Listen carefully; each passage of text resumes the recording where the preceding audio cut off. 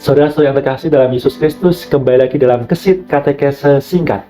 Pada kesempatan kali ini kita akan bersama mengulas tentang istilah-istilah ataupun juga sebutan terkait dengan Ekaristi. Mungkin dari kita pernah mendengar dari orang-orang menyebut perayaan yang kita rayakan setiap minggunya.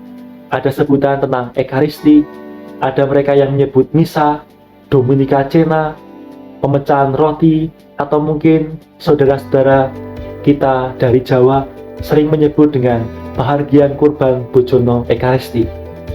Ada cukup banyak sebutan-sebutan itu, namun mungkin dari kita pernah bertanya-tanya dalam diri kita, mana yang lebih baik untuk kita gunakan untuk menyebut perayaan itu?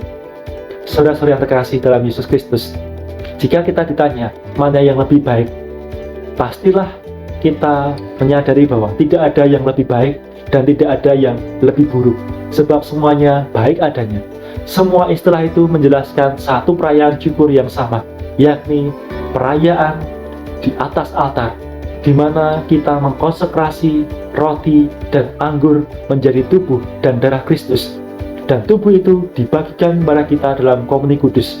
Maka saudara, semua sebutan itu dapat kita gunakan untuk merujuk pada satu perayaan yang sama, yakni perayaan syukur di atas altar. Saudara-saudara, untuk menjelaskan ini sebenarnya dalam bahasa Indonesia ada beberapa majas atau gaya bahasa. Kita mungkin pernah mendengar majas pars pro toto atau sebagian untuk menyebut secara keseluruhan.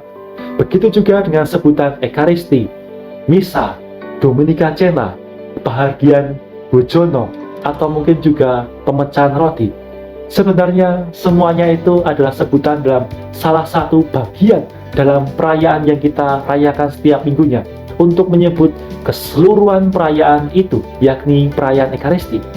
Maka saudara, baik kita memahami istilah-istilah itu secara lebih dalam.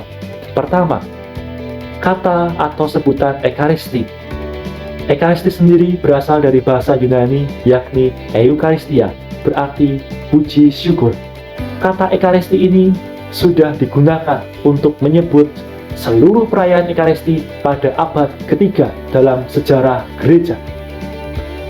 Hal ini tampak dalam tulisan bapak-bapak gereja, antara lain Ignatius dari Antioquia, Justinus Martir, ataupun juga Origenes.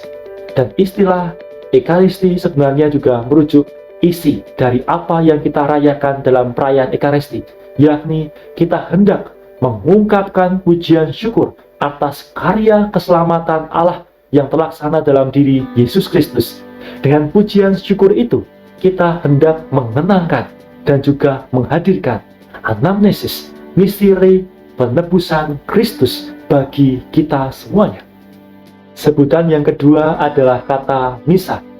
Misa berawal dari kata misa yang muncul dalam rumusan pembubaran di akhir perayaan Ekaristi, yakni ite misa es. Kata ini sering juga diartikan dalam bahasa Indonesia sebagai pergilah kalian. Dan kata ite misa es juga terkait dengan kata yang lain, yakni kata miter yang berarti mengutus. Maka saudara, dalam terjemahan bahasa Indonesia kita sering mendengar imam mengatakan dalam pembubaran perayaan Ekaristi, ite misa es, dan kita artikan dengan pergilah kalian diutus. Saudara-saudara, kata misa itu sendiri sebenarnya mau menekankan sisi perutusan kita, di mana setelah mengalami karya penebusan Tuhan kita Yesus Kristus yang kita rayakan dalam perayaan Ekaristi, kita diutus menghadirkan karya penebusan itu dalam kehidupan sehari-hari. Maka saudara, walaupun kata misa itu hanya satu bagian dalam perayaan Ekaristi, yakni di pembubaran perayaan, tetapi kata misa itu sendiri sebenarnya mau merujuk pada keseluruhan perayaan Ekaristi yang kita rayakan. Sebutan yang ketiga adalah Dominika Cena. Mungkin kita jarang mendengar kata Dominika Cena. Dominika Cena sendiri dalam bahasa Indonesia kita artikan dengan perjamuan Tuhan. Kata ini sering dikaitkan dengan penjelasan Paulus tentang kedatangan Tuhan Yesus Kristus pada akhir zaman, di mana akan menyediakan perjamuan surgawi bagi kita. Perjamuan Tuhan atau Dominika Cena juga sering digunakan sebagai sebutan terkait dengan perayaan Ekaristi. Dengan kita mengatakan Dominika Cena, berarti kita menyebut perayaan Ekaristi secara keseluruhan. Hal ini pun juga dijelaskan dalam Konsili Vatikan kedua, dalam Konstitusi Sacrosanctum Concilium artikel 6 dan juga 10. Dan istilah keempat yang ingin saya jelaskan adalah kata pemecahan roti. Kata ini sebenarnya muncul dalam Kisah Para Rasul bab 2 ayat 42, ayat 46, ataupun juga bab 20 ayat 7 dan juga ayat 11. Secara tradisi pula, kata ini juga merujuk pada tindakan bapa keluarga Yahudi pada awal perjamuan makan dalam rangka doa syukur singkat sebelum makan dimulai. Walaupun begitu, dalam perkembangannya, kata ini juga sering kita gunakan untuk menyebut perayaan Ekaristi secara keseluruhan. Saudara-saudara yang terkasih, sebenarnya selain 4 istilah itu, ada cukup banyak istilah-istilah yang lain untuk menyebut perayaan Ekaristi. Mungkin dari kita pernah mendengar istilah sacrificium, atau mungkin juga oblatio, ada sinaksis, ataupun juga ada liturgi ilahi. Ada cukup banyak sebutan-sebutan yang lain yang mungkin belum pernah kita dengar, tapi semua sebutan itu sama, seperti majas pars pro toto, sebagian untuk menyebut secara keseluruhan.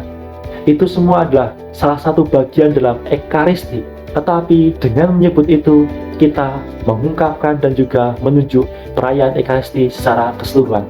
Maka saudara, kita bisa menggunakan salah satu dari sebutan-sebutan itu untuk menyebut perayaan secara keseluruhan. Kita bisa menggunakan kata Ekaristi, misa, ataupun juga yang lain, sebab semua sebutan itu baik adanya untuk kita gunakan.